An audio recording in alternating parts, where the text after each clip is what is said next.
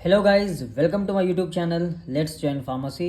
तो आज हम इस वीडियो के अंदर इम्पॉर्टेंट टॉपिक हमारा जो कि पैथोफिजियोलॉजी इन हाइपरटेंशन का, then congestive heart failure, ischaemic heart disease, asthma, sickle cell anaemia. ठीक, इन पांचों डिसीज़ के हम पैथोफिजियोलॉजी को आज इस वीडियो के अंदर देखेंगे। और इन पांचों डिसीज़ जो कि वेरी इंपॉर्टेंट है गाइस, ये हमारा पार्ट 1 है। ओके, अगर टाइम मिला तो हम पार्ट 2 पार्ट 3 भी करेंगे। मतलब इंपॉर्टेंट पैथोफिजियोलॉजी और इन अ वेरी क्लीन और गुड नोट्स। मतलब ऐसा आपको समझाऊंगा यूट्यूब के अंदर कोई भी, हाँ आप सर्च कर लीजिए, इस तरीके से आपको समझाने वाला नहीं मिलेगा। उस तरीके से डीप में आपको ऐसा मैं मालूम कराऊंगा क्योंकि दूसरे वीडियो की आपको ज़रूरत बिल्कुल नहीं रहेगी। ठीक है, नोट्स भी बेहतरीन नोट्स मैं आपको दूंगा। ओके, तो गाइज चैनल को सब्सक्राइब कर ले, वीडियो को लाइक कर ले और शेयर तो ज़रूर कर लेना क्योंकि मेहनत लगती है वीडियो बनाने में, ऐसा नहीं रात भर दिन भर मेहनत लगती है। तो देखते हैं सबसे पहले हमारा pathophysiology of the hyper tension. देखिए गाइज, हाइपर टेंशन मतलब हाई ब्लड प्रेशर। अभी ये हाई ब्लड प्रेशर होता क्या है, पैथोफिजियोलॉजी मतलब होता किस तरीके से होता है। ओके, हाइपरटेंशन किस तरीके से होता है, इसका एक रोल, उसी को हम क्या कहते हैं, पैथोफिजियोलॉजी। और पैथोजेनेसिस, जेनेसिस मतलब एक प्रोसेस, समझ रहे हो ना। या अभी देखते हैं गाइस, हाइपरटेंशन सबसे पहले due to aetiological factors, changes in arteriolar bed, increase systemic vascular resistance. देखिए गाइस, समझिए, इथियोलॉजिकल फैक्टर्स की वजह से, इथियोलॉजिकल फैक्टर्स मतलब जो कॉजेस है हमारे। अब हाइपरटेंशन के कॉज क्या हो सकते हैं, हाइपरटेंशन का मेन कॉज है गाइज टेंशन भी एक कॉज है, मतलब ज़्यादा प्रेशर लेना दिमाग के ऊपर और जंक फूड खाना। ठीक, और दूसरे मेटाबॉलिक डिसऑर्डर्स जैसे कि डायबिटीज मेलिटस से हो गया, ओके, जेनेटिक प्रॉब्लम से हो गया, ये हाइपरटेंशन के मेनली इंपॉर्टेंट इथियोलॉजिकल फैक्टर्स है। ये करते क्या है गाइज, ये चेंज करते हैं आर्ट्रियोलर बेड के अंदर। आर्ट्रियोलर बेड मतलब ये हमारे ब्लड वेजल है, इसी को हम क्या कहते हैं, आर्ट्रियोलर बेड कहते हैं गाइज। ये करता क्या है, ये इंक्रीज कर देता है सिस्टमिक वैस्कुलर रेजिस्टेंस को। मतलब देखिए, ये हमारा सेल, ये क्या है, हमारा एक वेजल है। जब वेजल के अंदर क्लॉग होना स्टार्ट हो जाएगा, मतलब प्लेग जमा होना स्टार्ट हो जाएगा, तो क्या होगा गाइज, यहाँ वैस्कुलर रेजिस्टेंट बन जाएगा। मतलब वेजल्स के अंदर ब्लड सीधी तरीके से नहीं पास होगा, वहाँ क्या होगा, ऑब्स्ट्रक्शन होने लगेगा, उन्हें ब्लड पास होने में मतलब दिक्कत होने लगेगी। ठीक है, दैट इंक्रीजेस हार्ट रेट, ये क्या करेगा, हार्ट रेट को इंक्रीज कर देगा, जो increase cardiac output, that increases the blood pressure. मतलब देखिए, अगर हार्ट रेट इंक्रीज होगा तो हमारा बॉडी के अंदर एक ऐसा सिस्टम है जिसे हम कार्डियक सिस्टम कहते हैं, वो जब हार्ट रेट इंक्रीज होगा सडनली कार्डियक आउटपुट भी ज़्यादा होगा ना। मतलब बॉडी के अंदर अगर हार्ट बीट ज़्यादा होगा तो पंपिंग नेचर, आउटपुट, ब्लड को बाहर निकालने की कैपेसिटी भी हार्ट की ज़्यादा हो जाएगी, जिसी को हम इंक्रीज इन कार्डियक आउटपुट कहते हैं। That increases in blood pressure, blood pressure का इंक्रीज हो जाना, decrease blood flow to the organs. देखिए गाइस, ब्लड प्रेशर तो इंक्रीज हो रहा है, प्रेशर इंक्रीज हो रहा है, मगर ब्लड फ्लो जो है ना वो डिक्रीज हो रहा है टू द ऑर्गन्स। मतलब सही तरीके से ब्लड नहीं मिल रहा है। अगर ब्लड सही तरीके से ऑर्गन्स को नहीं मिलेगा तो क्या होगा गाइस, यहाँ देखिए किडनीज को सिग्नल मिल जाएगा। किडनीज के अंदर जक्स्ट्रा ग्लोमेरुलर सेल्स रहते हैं गाइस, ये जक्स्ट्रा ग्लोमेरुलर सेल्स क्या करेंगे, रेनिन को सीक्रेट करेंगे। रेनिन जो कि वेरी वेरी इंपॉर्टेंट है, ओके, जो किडनीज के अंदर पाया जाता है, वेरी इंपॉर्टेंट फैक्टर है। ये रेनिन क्या करेगा, लीवर के अंदर से एंजियोटेंसिनोजन को सीक्रेट कराएगा। एंजियोटेंसिनोजन कन्वर्ट होंगे एंजियोटेंसिनोजन 1 के अंदर, और ये एंजियोटेंसिनोजन 1 जो है ना कन्वर्ट होंगे एंजियोटेंसिनोजन 2 के अंदर। और ये कन्वर्शन जो है ना लंग्स के थ्रू ACE मतलब एंजियोटेंसिनोजन कन्वर्टिंग एंजाइम से होता है गाइस। ठीक, 1 जो था 1 2 के अंदर कन्वर्ट हो जाता है, एंजियोटेंसिनोजन 1 एंजियोटेंसिनोजन 2 के अंदर कन्वर्ट हो जाता है। जब ये कन्वर्ट होगा ना गाइस तो क्या होगा, सडनली हमारा वैसो कंस्ट्रक्टन बनने लगा, मतलब वेजल जो है ना वो कंस्ट्रक्ट हो जाएंगे। अगर वेजल कंस्ट्रक्ट हो जाएंगे तो क्या होगा, अल्डोस्टेरॉन सिक्रेशन, मतलब increase in the aldosterone secretion, that leads to increase in sodium and water retention. Sodium और वाटर का रिटेंशन इंक्रीज हो जाएगा, मतलब बॉडी के अंदर वाटर और सोडियम ऐसे ही रहने लगेंगे। वाटर सोडियम, किडनीज का मेन रोल क्या है, वाटर और सोडियम को बाहर निकालना। ठीक, हाँ, यहाँ क्या हो रहा है, सोडियम और वाटर का रिटेंशन हो रहा है, मतलब बॉडी के अंदर वो रह रहे हैं। अगर सोडियम वाटर रिटेंशन हो गया तो फिर increases peripheral resistance, that increases blood pressure. यह है हमारा सारा कुछ हाइपरटेंशन का पैथोफिजियोलॉजी, किस तरीके से होता है हमने स्टडी कर लिया। ठीक, अभी देखिए increase in the blood pressure, main value जो है ना दैट इज इंक्रीज और इक्वल टू 130, इंक्रीज और इक्वल टू 80, मतलब डायास्टोल और सिस्टोलिक प्रेशर। तो गाइज अकॉर्डिंग टू वैल्यू, मतलब इंक्रीज ब्लड प्रेशर की वैल्यू अगर बात करें तो दैट इज ग्रेटर और इक्वल टू 130 बाय ग्रेटर और इक्वल टू 80, मतलब सिस्टोलिक प्रेशर जो है ना वो 130 के ऊपर रहना है और डायास्टोलिक प्रेशर जो है ना वो 80 रहना है, 80 mmHg। इस कंडीशन को हम क्या कहेंगे, हाइपर टेंशन। समझ में आ गया? यस।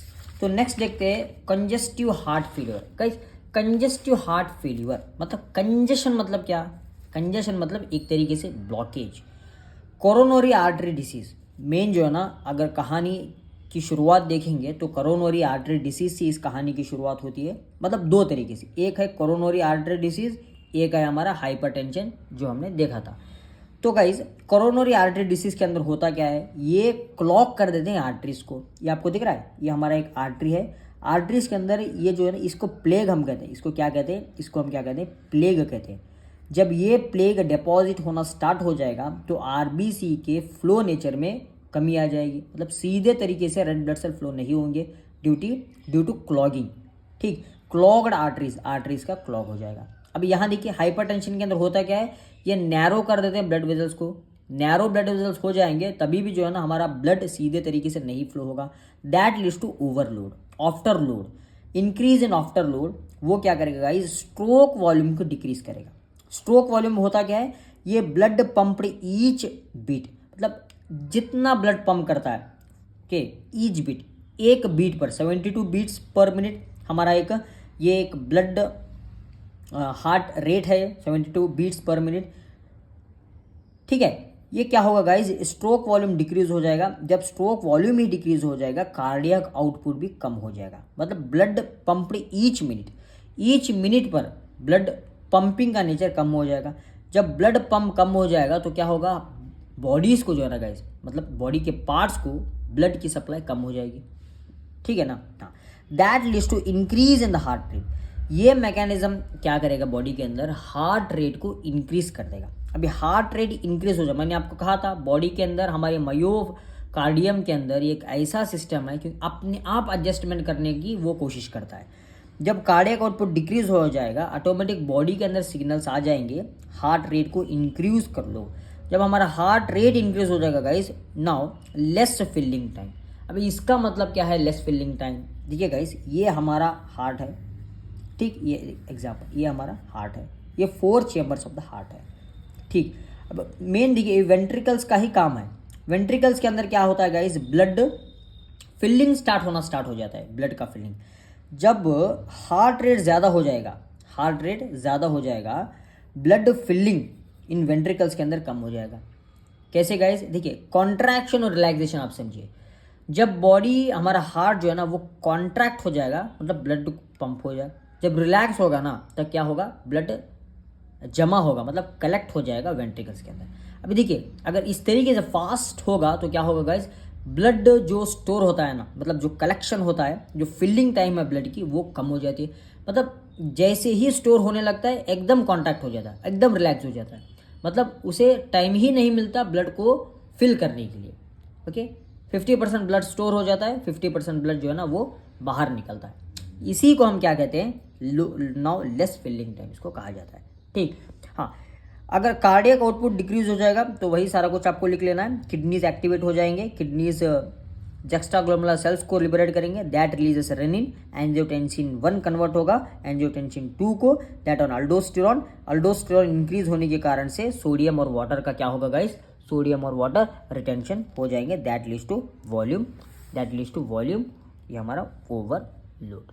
ठीक, नेक्स्ट नोट याद रखिए गाइस, जब लेफ्ट साइड हार्ट फेलियर हो जाता है तो क्या होगा, पल्मोनरी एडिमा हो जाएगा।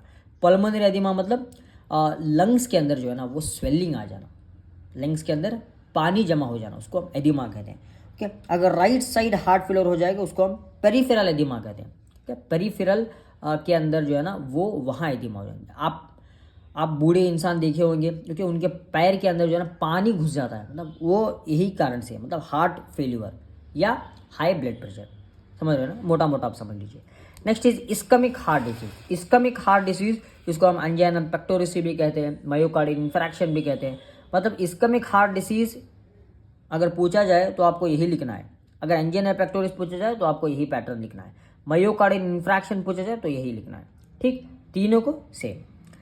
यहाँ क्या होगा गाइज, वैसोस्पैसम हो जाएगा। स्पैसम मतलब कंस्ट्रक्ट हो जाएगा। जब वेजल्स पास हो जाएंगे तो फिक्स्ड स्टेनोसिस और कोरोनरी थ्रोम्बोसिस, ये तीनों की वजह से क्या होगा guys, insufficient coronary blood flow होगा। सारा वही कुछ है, सारा कुछ। ठीक, ये हमारा वेजल, मतलब ये हमारा क्या है, एक आर्टरी है। आर्टरी के अंदर जब एक वैसोस्पास्म हो जाएगा, मतलब कोरोनरी थ्रोम्बोसिस हो जाएगा, तो क्या होगा, ब्लड फ्लो जो है ना वो कम हो जाएगा। ये देखिए, ये हमारा ब्लड क्लॉट है। ठीक, ये हमारा क्या है, ये प्लेग है। जब प्लेग ज़्यादा हो जाएगा तो क्या होगा, ब्लड जो है ना सीधे तरीके से नहीं फ्लो होगा गाइस। अगर ब्लड सीधे तरीके से नहीं फ्लो होगा तो क्या होगा, वो क्लॉट बनाना स्टार्ट करेगा ब्लड वेजल्स के वॉल्स पर। ठीक, that leads to increase in the oxygen supply to meet an increased myocardium demand for oxygen. ठीक है, oxygen plays a vital role. Heart के लिए ऑक्सीजन एक खाना है, एक भोजन है। अगर हार्ट को ऑक्सीजन नहीं मिलेगा तो हार्ट काम करना स्टॉप हो जाएगा। ठीक है, हाँ, अगर ब्लड फ्लो कम हो जाएगा ऑटोमेटिकली क्या होगा guys, automatically blood flow heart पर भी कम हो जाएगा। ब्लड के अंदर ऑक्सीजन रहता है, अगर ब्लड ही नहीं फ्लो होगा तो ऑक्सीजन कैसे फ्लो होगा। हाँ, उस ऑक्सीजन डिमांड को फिल करने के लिए क्या करेंगे, ये मायोकार्डियम जो है ना, मतलब ऑक्सीजन के सप्लाई को इंक्रीज कर देंगे। That leads to need of oxygen exceeds the supply, मतलब एकदम तोड़ फाड़ के ऑक्सीजन जो है ना एक्सीड हो जाएंगे, एकदम टूट पड़ेंगे मायोकार्डियम को ऑक्सीजन सप्लाई करने के लिए। मतलब एक स्टेज के अंदर होता क्या है, that is decrease in the oxygen supply, oxygen supply कम हो जाता है, और मायोकार्डियल हाइपोक्सिया। हाइपोक्सिया मतलब low oxygen level in the blood. Okay, that myocardial hypoxia क्या होगा, स्टिमुलेट करेगा पेन रिसेप्टर्स को विद इन मायोकार्डियम। मायोकार्डियम ये हमारा कार्डियक वॉल है गाइस। अगर मायोकार्डियम को स्टिमुलेट हो गया, मतलब पेन रिसेप्टर्स अगर स्टिमुलेट हो जाएंगे तो क्या होगा, मतलब पेन आपको सेंस होने लगा। उसी को हम क्या कहते हैं, एंजाइना पेक्टोरिस या चेस्ट पेन। ठीक, ये हमारा पैथोफिजियोलॉजी हो गया ischaemic heart disease. Next asthma के बारे में बात करते हैं गाइस। अस्थमा के अंदर मेन शुरुआत होती है इन ट्रिगर से। ट्रिगर्स वो इन्फेक्शन से हो गए हो या एलर्जिन से हो गए हो, इरिटेंट्स हो या एक्सरसाइज से हो। ये ट्रिगर्स क्या करते हैं गाइज, ये एक्टिवेट करते हैं किनको, IgE सेल्स को। ये इम्यूनिटी सेल्स है, इम्यूनोग्लोबुलिन सेल्स है जो एक्टिवेट करते हैं मास्ट सेल को, मतलब मास्ट सेल मीडिएटेड रेस्पॉन्स को। ठीक, जब मास्ट सेल एक्टिवेट हो जाएंगे वो क्या करेंगे, release of inflammatory mediators from mast cells, जो कि ईसोफिल्स, मैक्रोफेजेस, लिम्फोसाइट्स। ये तीनों सेल्स का क्या होगा गाइस, बॉडी के अंदर, मतलब ब्लड के अंदर सीक्रेट हो जाएगा। ठीक, एक बात याद रखिए गाइस, देखिए ब्लड टेस्ट कराते हैं, किस लिए किया जाता है ब्लड टेस्ट, इन्हीं सेल्स को टेस्ट करने के लिए। अगर ये सेल्स ज़्यादा पाए गए तो हमारी इम्यूनिटी मतलब एक्टिवेट है, कुछ ना कुछ तो इम्यूनिटी के अंदर गड़बड़ है। अगर ज़्यादा न्यूट्रोफिल सेल्स पाए गए या WBC सेल्स ज़्यादा हो गए तो बॉडी के अंदर इन्फेक्शन है, तब हम बॉडी को एंटीबायोटिक से ट्रीट करते हैं। ठीक, इसीलिए ब्लड टेस्ट को किया जाता है, समझ रहे हो ना। यस, अब ये ईसोफिल्स, मैक्रोफेजेस, लिम्फोसाइट्स गाइस, इनका 2 स्टेज के अंदर रेस्पॉन्स दिखाते हैं। सबसे पहले अर्ली फेज रेस्पॉन्स, एक late phase response. Early phase response में विद इन 30 to 60 मिनट्स, मतलब आधे घंटे के अंदर ही अंदर या 1 घंटे के अंदर ही अंदर रेस्पॉन्स दिखा देते हैं। मतलब ये हमारे मास्ट सेल्स, ओके, ये inflammatory mediators with in 30 to 60 minutes bronchospasm कर देते हैं, और म्यूकोस सिक्रेशन कर देते हैं। ये म्यूकस सिक्रेशन हो गया। देन वैस्कुलर लीकेज कर देते हैं और म्यूकोसल एडिमा। ठीक, ये सभी है हमारे early phase response. Next late phase response के अंदर, मतलब विद इन 5 to 6 आवर्स के बाद क्या होता है गाइज, ये इनफिल्ट्रेशन विथ ईसोफिल एंड न्यूट्रोफिल्स। मतलब ईसोफिल और न्यूट्रोफिल्स वेजल से बाहर जाने स्टार्ट होते हैं।